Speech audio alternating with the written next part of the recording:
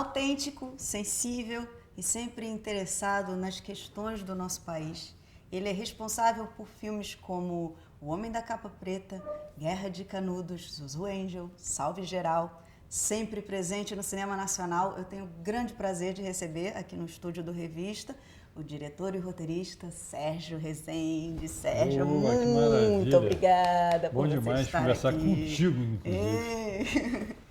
Vamos lá, Sérgio. Como surgiu o seu interesse pelo cinema? Quando você entendeu que era isso que você queria fazer da vida? Tinha muito a ver com o meu colégio. Eu estudava no Colégio Santo Inácio, né, e lá tinha, toda sexta-feira, tinha um cineclube, passavam uns filmes.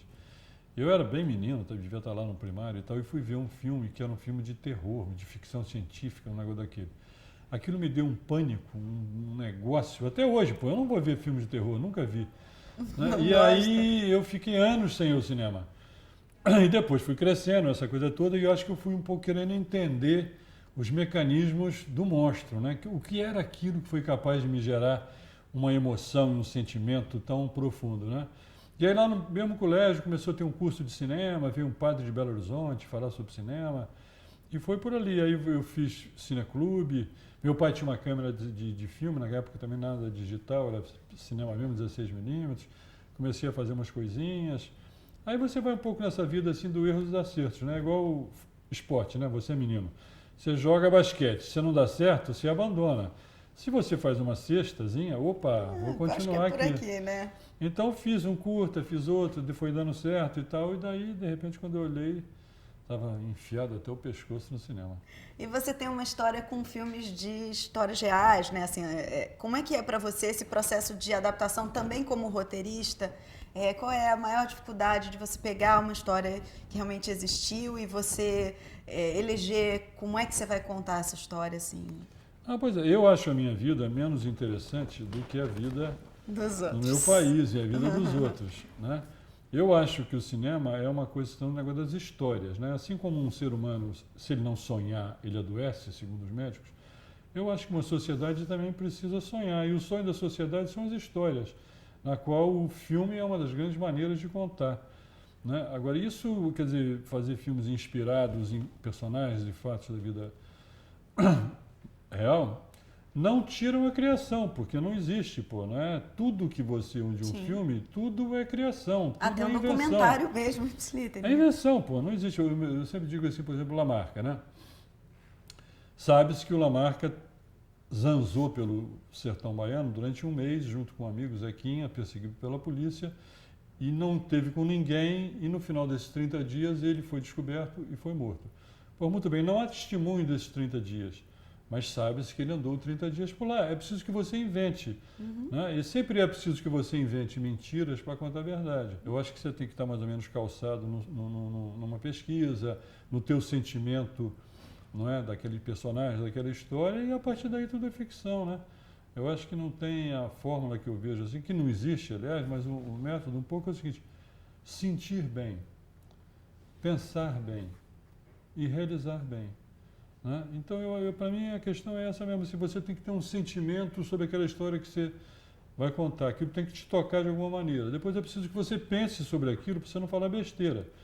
E depois tem um negócio que é o prazer total, que é filmar, e montar, e sonorizar, e aí é realizar o filme, né? E qual parte do processo você acha que é mais complicada? É desejar, é entender o que você quer falar, é se debruçar sobre aquilo para desmiuçar todas as possibilidades, ou é realmente eu acho que é escolher a namorada.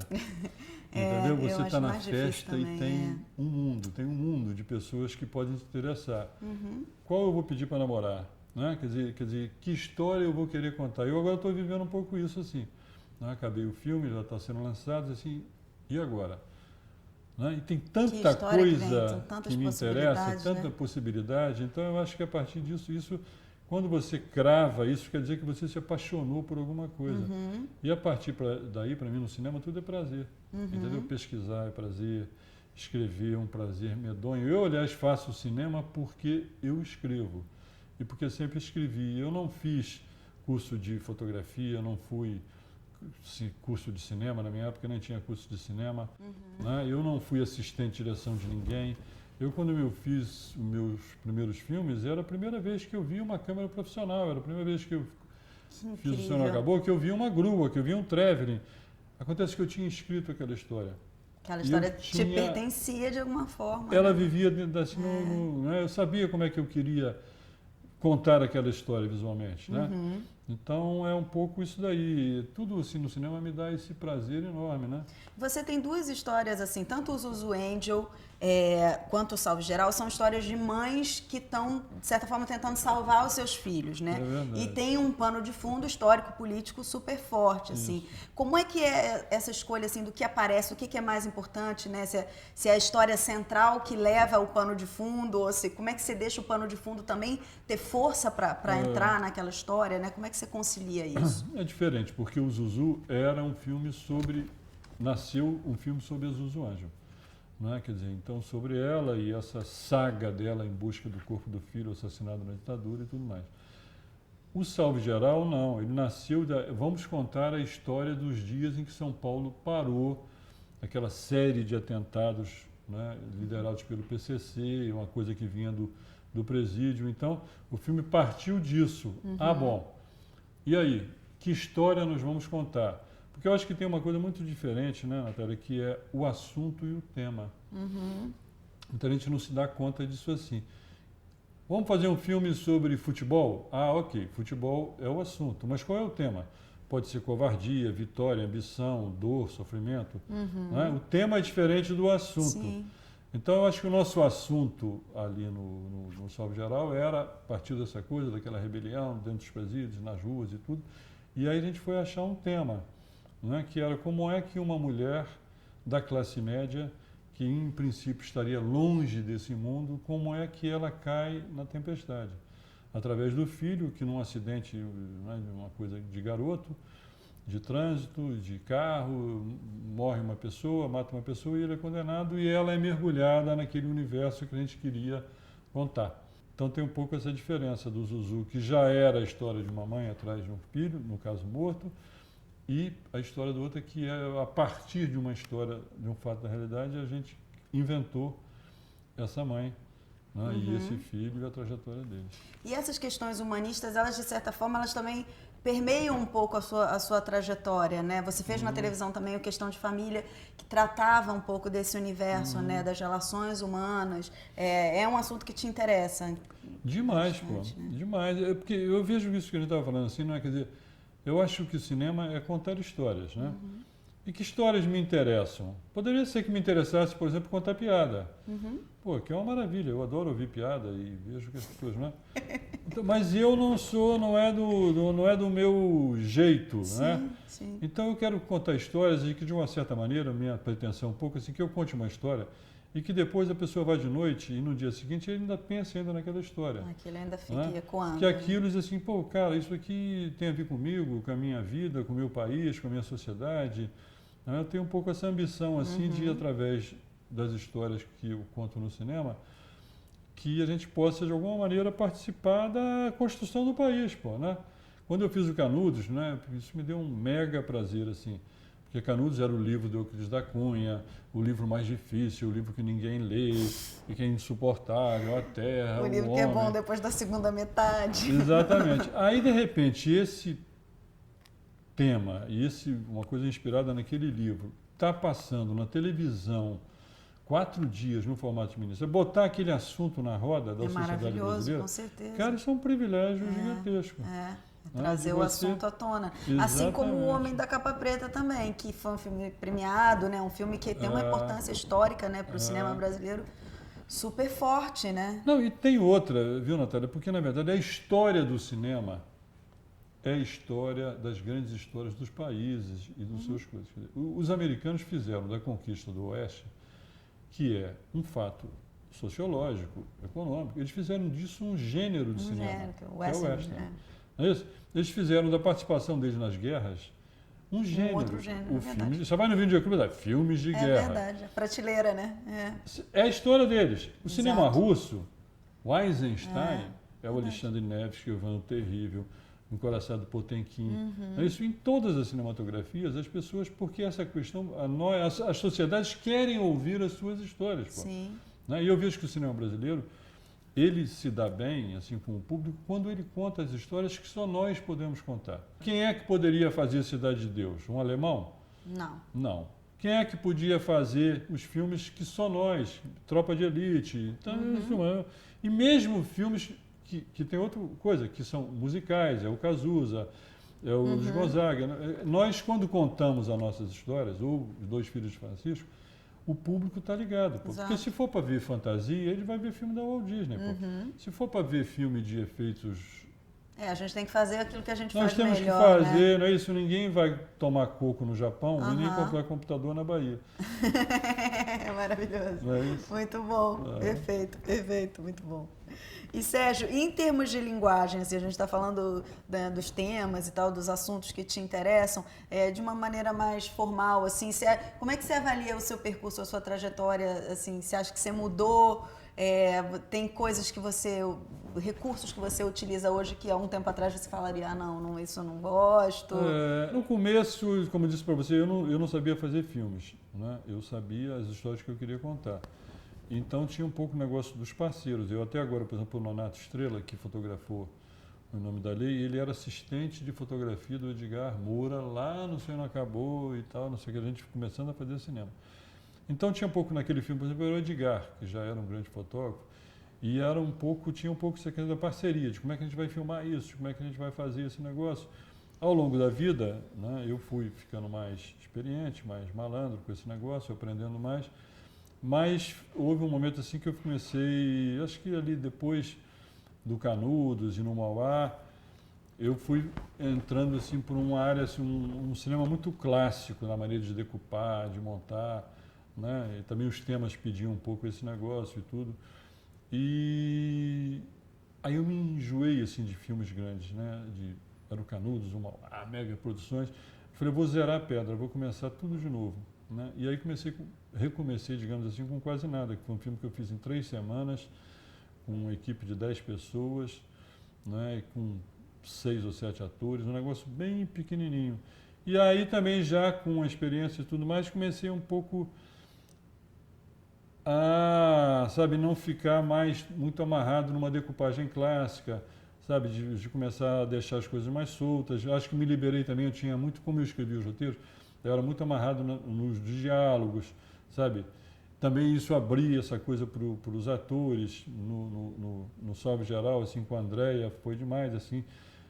Quer mudar o roteiro, o diálogo, sabe? É bom isso, né? Essa liberdade. E aí também, um pouco também, assim, essa coisa que você vai ficando inseguro, quando você é novo, você tem medo que alguém vai tomar teu filme. Aí o fotógrafo vai tomar teu filme, o outro vai tomar teu filme, o montador vai tomar teu filme. Assim, ninguém vai tomar meu filme, pô. Né? Então você fica mais aberto para sugestões, para colaborações, né? E eu acho que o cinema, essa coisa digital, agora a gente fez esse filme o tempo todo com 2 câmeras. E tinha uma câmera mais ou menos que era mais controlada aquilo que a gente queria fazer, e tinha uma segunda câmera que era um cara que é um caçador de imagens, pô, que está um pouco procurando os bonus track. Então eu acho que o cinema está, né, aquelas coisas que tem coisas que me dão um mega pesar. Entendeu? Eu acho que havia uma maestria no cinema, você sabe assim, um operador de grua, um maquinista, eu me lembro sendo do Seu Joaquim. Cara, um movimento de câmera, uma grua que vinha, um ator se movimentando e vinha no plano geral, close no olho da atriz. Pô. E aquele cara era capaz de fazer aquilo sem perder o foco, lindo, sem né? perder o movimento. Aquilo é como mais ou menos um cara que faz aqueles alfaiates antigos, que faz um terno para você, aí você vai lá e faz o primeiro não sei o quê, depois faz de novo, marca com aquele gizinho, bereré, bereré, bereré. Ok, o cara está desempregado, a onda é um jeans rasgado. Não é isso, pô? E o rasgado é que custa caro, não é isso, pô? Porque você paga uma fortuna para o negócio. Uma fortuna podia estar puído e rasgado. Eu acho que o cinema perdeu em algumas coisas essa maestria. Sim. Né? Mas ganhou em liberdade, pô. Ganhou em outras, né? Em improviso. Eu espero assim que um pouco vá caminhando um pouco para essas duas coisas, né? Para achar um lugar comum, né? Assim, exatamente, né? Que o cantor não desafine, né? Porque também, pô, começou a gente achar bacana o cara desafinar. Vai ficar tudo muito estranho. Não vai ficar legal, não. Sérgio, como é que é, assim, você também olhando um pouco a sua trajetória, falando também um pouco da sua relação com a Marisa Leão, que é sua esposa, que é produtora também, que é uma grande parceira sua, assim. Vocês fizeram cinema sempre, né? Isso é muito lindo, assim, que é uma história de cinema em momentos muito... de muita adversidade, né? No momento onde o país estava numa recessão danada, né? Nós pegamos todas as fases, assim. E nós temos 3 filhos e eu criei meus filhos, nós criamos nossos filhos. E é lindo, eu vou falar isso, eu geralmente não falo muito de relações familiares, mas é porque eu acho um exemplo muito bacana, porque são todos muito talentosos, são pessoas de cinema, né? Você criou uma geração de cinema, assim, né? Não, pois é, e eles foram criados com cinema, porque a gente, nem eu nem Marisa, a gente não fez publicidade, a gente não fazia institucional, a gente fazia cinema de longa-metragem. Né? Agora, recentemente, com essa explosão de coisas de televisão, mas é dramaturgia na televisão também. Então, a gente pegou, quando a gente começou, era a fase da Embrafilme, que, não é? Então, depois pegamos aquele período, depois a gente pegou o período do deserto no cinema, que foi na época do pós-Collor, né? Que não havia cinema, a gente morava no apartamento do meu pai, e aí meu pai permitiu que a gente hipotecasse aquele apartamento para a gente fazer o Lamarca. Aí fizemos, daí começou a nova lei do audiovisual, a gente foi em cima também, sempre eu e Marisa. Depois chegou uma hora que a gente começou a brigar muito. Assim, essa coisa, a ansiedade de fazer o filme, de fazer o melhor filme. A gente começou a brigar muito, assim, brigar por coisas boas, mas... Daí a gente deu entrou numa certa poligamia. Né? A Marisa foi fazer filmes com outros diretores, fez Meu Nome Não É Johnny, com o Mauro e tantos outros, e eu fiz 3 filmes com o Joaquim Carvalho. Né? Foi o Mauá, o Zuzu e o Salve Geral. E agora reatamos o nosso casamento monogâmico Maravilhoso. Com Em Nome da Lei. E a sua relação com os atores, Sérgio? Todos os atores que trabalham com você ressaltam muito isso, assim, que você é um cara cuidadoso, um cara que tem essa atenção aos atores, né? No momento onde a gente vive uma era dos produtores preparadores de elenco, até errei o nome de tão Sabe por que eu acho preparador de elenco, Natália? É o seguinte, pô, a lua de mel. Cara, depois de anos de namoro, você vai para a lua de mel com a sua esposa, ou com o seu marido. E aí você chama um cara para fazer o seu serviço, pô. Cacilda, cara, como é que na hora de filmar, de trabalhar, eu vou chamar um outro cara, se é isso que eu luto para fazer, pô? Porque eu acho que o grande barato que é uma troca muito linda, cara, né? Você criar um negócio com um ator, pô, desde o papel, de conversar o personagem, e vou transferir isso para outra pessoa, não é que ela não possa fazer. Sim, exatamente. Mas, cara, é porque é uma parte muito boa, né? Não vou terceirizar, né? Aí eu acho...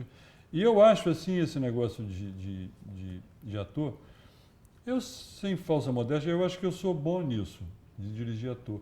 Mas se você me perguntar o que é isso, eu também não sei. É um tipo de relação que a gente estabelece. Se estabelece ali de acordo com cada trabalho, né? Então, eu agora, por exemplo, estou trabalhando de novo com o Chico Dias, né? E o Chiquinho também estava lá no Sonho Não Acabou. Era o primeiro filme dele, era o primeiro filme meu, do Fala Bela, de todo mundo que estava lá. Eu não tinha experiência, nunca tinha dirigido o ator, né? E aí? E aí eu vejo que é isso, pô. Na verdade, eu acho que dirigir, a gente for lá no Aurélio, né? É conduzir algo num determinado rumo. É isso que eu acho que é direção, não é? Quer dizer, não é você fazer a parte do outro, porque você não fotografa, você não faz música, você não atua. Você simplesmente tem um mapa, sabe? Olha, nós estamos indo para Paris. Isso é fundamental. Estamos indo para Canudos, para o sertão da Bahia. Se você não sabe onde está indo, aí dá noce. Agora, o caminho que você vai tomar, tu pode ir para Paris via Nova York ou via Maputo, Moçambique. Mas você está indo para aquele lugar lá. Exato. Né? Então, eu acho que... E tem outra coisa assim, pô, eu adoro ator. E o ator é um artista. Né? Então, eu acho que assim, você ser o primeiro cara que vê arte sendo feita na sua frente, sabe? Assim, é igual você ver o cara fazendo caldo de cana, pô. Ele está fazendo na sua frente, ele pega ali... Eu estou vendo o ator fazer aquilo dali, pô. Não é? Incrível. E, finalmente, a última coisa que eu aprendi com isso é o seguinte: fale pouco. né, fale pouco. Eu me lembro que eu fiz o último filme que eu fiz com o Wilker, a gente fez muitos filmes juntos, mas o último foi Onde Anda Você. E aí eu estava filmando no Ceará, e ele chegou lá para filmar e tal, e aí ele fazia um cara que já tinha morrido e tudo, né? O Mandarim era parceiro do personagem do Juca de Oliveira. Aí o Wilker me falou, e aí, cara, como é que é? Eu digo assim, o Wilker era o seguinte, cara, 15 centímetros acima do solo. Que ótimo. 15 centímetros. Que ótima indicação. Aí, pronto. Chegou. Eu vi, olhei para ele, ele entendeu tudo. Acabou, nós não falamos mais nada, pô. Como ele era um personagem de um cara que já tinha morrido, falei, mas não pode ser 1 metro, pô, acima. E nem colar o pé no chão. 15 centímetros. Sensacional. Aí ele vai lá e faz bom. aquilo ali. É lindo, né? é poético, é mágico, é onde acontece. Eu que acho bom. que é isso aí. E vem cá, e aí agora temos Em Nome da Lei, está sendo lançado. Exatamente. Filme Matheus, Paola. Chico, Paola. Essa turma, ali foi uma coisa maravilhosa, porque teve uma turma que veio, eu também sou muito desse negócio assim, do time, né? Tem um certo saudosismo daquilo que o cinema não tem, que é a companhia teatral, né? Que você está sempre com aquelas pessoas e tudo. A coisa da televisão, da série de televisão, dá um pouco isso. Que tem uma turma que você está fazendo, primeira temporada, segunda temporada, blá. Então, a grande parte da equipe técnica veio da série, né? Do Questão de Família. Do Questão de Família. Aí depois uma parte grande do elenco também, né? E daí teve o Matheus, com quem eu não tinha trabalhado, e a Paola, que eram assim, novidades na nossa relação. E teve o Chiquinho, que era lá... Que é seu parceiro de longa data. A nossa história com o cinema. Né, que há 30 e tantos anos atrás, a gente fez o primeiro filme junto. Depois ele fez também o Capa Preta, e depois a gente nunca mais tinha trabalhado junto. Então teve um pouco esse reencontro, né, dessas gerações de atores e tudo, e o filme tem eu acho que o filme tem um elenco assim espetacular, as pessoas fazem maravilhosamente bem, o Silvinho, o Emílio, espetacular, Paulo Reis, pô. E o filme, coincidentemente, vem num momento muito específico do país também, né? Mas isso não foi nada pensado. Como é que você encara isso? Assim, essa curiosidade, às vezes, quando você decide contar uma história e, por acaso, ela esbarra em alguma coisa que está acontecendo, mas isso não foi programado, né? Isso é muito louco, acho que tinha uma mágico, coisa, né? Sei lá. Eu acho que tinha uma coisa que eu já tinha sacado e que me interessava falar, que era sobre a questão da justiça. Sim. Né? Quer dizer, esse assunto da justiça já estava posto um pouco antes. Né? Esse negócio de que essa fronteira entre o certo e o errado, o legal e o ilegal, o justo e o injusto. Que no nosso país é muito bagunçado, né? Mas eu vejo que já há alguns anos, isso já veio na época do Mensalão, né? Joaquim era o grande herói brasileiro, né? Quer dizer, essa coisa que está agora com o Sérgio Moro, mas isso antes, não vamos esquecer que era o Joaquim Barbosa, alguns anos atrás. Então, esse papo... Mudou o ator, mas o personagem é o mesmo. É né? aquilo que a gente estava falando. O assunto é uma coisa, mas o tema... Exato. Esse tema da justiça, ele já está latente, já estava latente na sociedade brasileira quando eu pensei no filme. Né? E aí eu descobri, através do jornal e tudo, essa coisa desse mundo da fronteira, né, da Ponta Porã, Pedro Juan Cabaleiro, né, aqueles personagens, um juiz, Odilon de Oliveira, que era um juiz que foi para lá e que entrou em choque com esse mundo. E Você chegou nessa história pelo jornal mesmo? Pelo jornal e pelo Odilon. E pelos caras que ele enfrentou lá na fronteira. Então isso é que me inspirou. Aí eu caí dentro, fui para lá, conversei com o Odilon, depois fui para a fronteira, me enfronhei naquele mundo lá, né? E um pouco com essa questão. Foi a sua primeira experiência com o seu personagem, assim, de escrever uma história sobre alguém que você conheceu? Não, eu não escrevi, não, eu já tinha tido isso, na verdade, antes com o Tenório, com o Homem da Capa Preta, o Tenório Cavalcante, que era aquele grande político dos anos 50. Ele estava vivo, já estava bem velhinho, já estava meio fora do ar assim. Você chegou a conhecê-lo? Mas eu conheci, conversei com ele, essa coisa toda, né? Mas lá era um filme sobre ele. Sim. E agora aqui não. Aqui foi um filme inspirado... A partir dessa história. Essa história me inspirou porque ela tinha a ver com essas coisas que eu estava querendo. Essa busca da justiça, essa questão toda, né? E eu acho que tem uma outra questão também que é um tema hiper importante, assim, que é aquilo que deveria ser, na verdade, a mesma coisa, a lei e a justiça deveriam ser a mesma coisa. Acontece que não eram. Até muito recentemente, por exemplo, o cara usava a lei para não ser preso. Né? O cara matou a mulher e ficava 12 anos recolhendo através da lei, porque a lei permitia. Então, o que é que a lei permitia? A lei permitia a injustiça, né? Que a justiça não se fizesse. Agora, há pouco tempo atrás, o Supremo disse aquilo: os caras que foram condenados em segunda instância têm que começar a cumprir, embora possam também ter o direito de continuar recorrendo, mas recorre preso. Então, um pouco esse negócio assim da lei e da justiça, eu acho que agora está pegando fogo. Um pouco esse negócio, sem entrar no mérito das coisas, muito disso que a gente está vivendo agora, as pessoas dizem, não, isso não está na lei. Aí diz o outro, sim, mas é justo. Né? É uma discussão ética, é né? uma discussão. Eu acho que a gente tem que, basicamente, na verdade, a justiça é um conceito abstrato. A gente tem que procurar seguir a lei, porque senão vira um caos. Né? Mas eu acho que esses temas estão muito vivos assim na sociedade. E o filme...